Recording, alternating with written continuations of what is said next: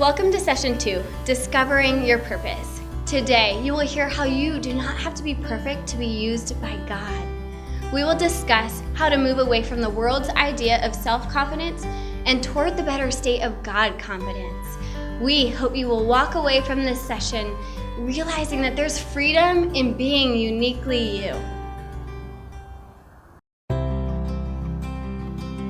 I've never been a confident person. I've spent many days and nights thinking back over how I performed, how a conversation or email went, what someone said to me, you name it. I replay it all in my head. I should have said this. I should have said that. How could I be so dumb? Wow, I'm annoying. I'm such a pain. These negative thoughts and questions would go on and on in my head. With all the obsessing and wondering, I would miss out on things in life. When I felt God leading me to step out in faith, I didn't feel like I was the person for the job. How could I be? Plain, simple, ordinary me. The me who stumbles and is terrible with words. I was not confident in my God-given abilities to be the woman He created me to be. I lacked faith in God's purpose and design for me. Girls, what made it harder was when people gave me labels and I would let them stick. They may not have been something that the person meant to be hurtful. It may have been a silly nickname, like Smurf or Ghetto Booty. Or maybe a friend had said something to me and I responded with laughter. But that was only to cover up the deep wound that they had inflicted on my self-image. A hurting self-image that I already struggled with. To add to the labels that I was given in middle school, I wasn't allowed to do a lot. I wasn't allowed to shave my legs, I wasn't allowed to wear makeup, I wasn't allowed to hang out with everybody like everybody else was. To top it off, I felt like my curfew was more suited for a 10-year-old. That's what I thought. I felt like the odd one out. There were many other things that everyone was doing but me. Simple things, like wearing designer clothes, to bigger, scarier things.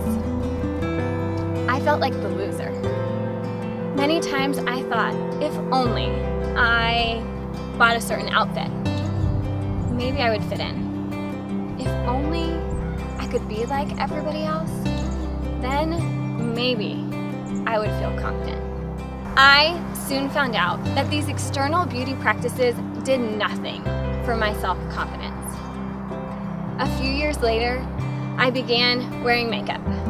And once I started, I felt like I couldn't leave the house without it. I couldn't go anywhere before spending at least an hour in front of the mirror. While everyone else was enjoying each other, I was busy layering on gobs of mascara. And I mean gobs. My dad used to say that I had Venus flytraps on my eyes. Girls, I missed out on so much. I wouldn't jump or splash in the waves because I was worried someone would see the real me. The me under all that makeup.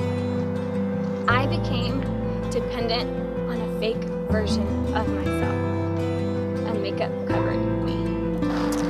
And it didn't end there. I had this compelling desire to be a certain weight. That number on the scale became something I became in bondage to. I would weigh myself daily, oftentimes multiple times a day, and that number determined how my day went. It determined what I ate, how I felt about myself, how I saw myself in the mirror. What about you? Have you been there? How much of my life did I waste obsessing over my appearance? Why was I not content being me? Why was I not okay being me?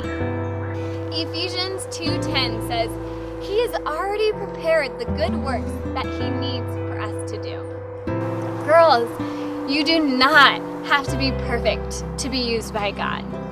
You don't have to have the perfect words to speak truth and grace.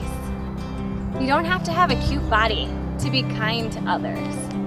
And you don't have to be the best at every sport or have the highest grades to be faithful to God. We must move away from the world's view of self-confidence and more towards the better state of God confidence. Rather than pursuing outward perfection, we must pursue our God-given purpose. My quest for perfection made me struggle with doubts, fears, and weakness. But in the Bible, it tells us that when we're weak, He is strong. When we don't feel like we're good enough, when we've been hurt by what others say about us, or when we don't believe that we have what it takes, we can turn to God for the strength and confidence that we need. I know that it's easier said than done. Finding our purpose takes dedication. It takes trusting His word and what it says about us. It takes not listening to the lies to have the kind of confidence He wants us to. God confidence. Have you ever wondered if anyone else struggles? What about Julia Roberts? Do you think that she struggled with the bigness of her mouth? Or if Dr. Seuss wished he could draw animals well instead of kind of odd? What about Amelia Earhart? Do you think that if she had spent an hour in front of the mirror, that she would have been the first woman to fly across the Atlantic Ocean? All these people had a gift inside them that they had to share with the world, no matter what anyone else said or thought. Girls, this is my prayer for you, that this study will help lead you to see yourself as a woman God created you to be, as His precious, beloved child, as His daughter, with an important job to do, possibly many important jobs. There is freedom in being uniquely you because of who He says you are. Ephesians 1, 3, and 4 says you are His holy and beloved child. I finally gained confidence in knowing who I was in Christ and became the child who would jump and splash in the waves, who no longer felt such a need to put on gallons of mascara before walking out the door. Julia Roberts became the child who lit up the silver screen with her big, beautiful laugh. Dr. Seuss became the child who wrote and illustrated dozens of children's books to help families learn to love to read together. And Amelia Earhart became the child who flew high over everyone's doubts and her own fears. Girls, yes, mean girls may stand out, and wallflowers may escape the spotlight, but you were meant for neither of these. You were meant to trust in God's purpose and design for you. He made you a certain height, and maybe you're like me and more the size of a Smurf, or maybe you were given a rounder behind. So what?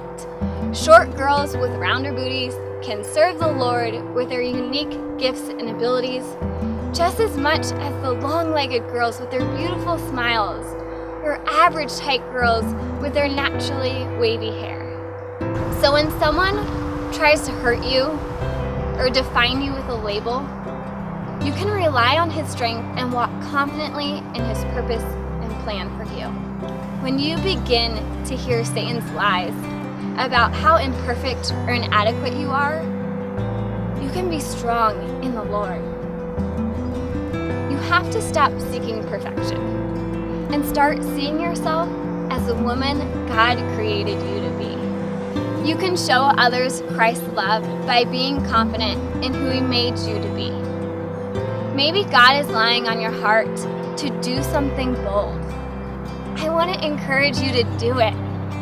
Be confident that God made you just as you are on purpose. I said it earlier, but I'm gonna say it again. You do not have to be perfect to be used by God. We will never be, but He wants to use you. Unique and beautiful you. You can step out in faith for what He's placed on your heart because our strength comes from Him. You can be different and completely okay with that. That's God coming.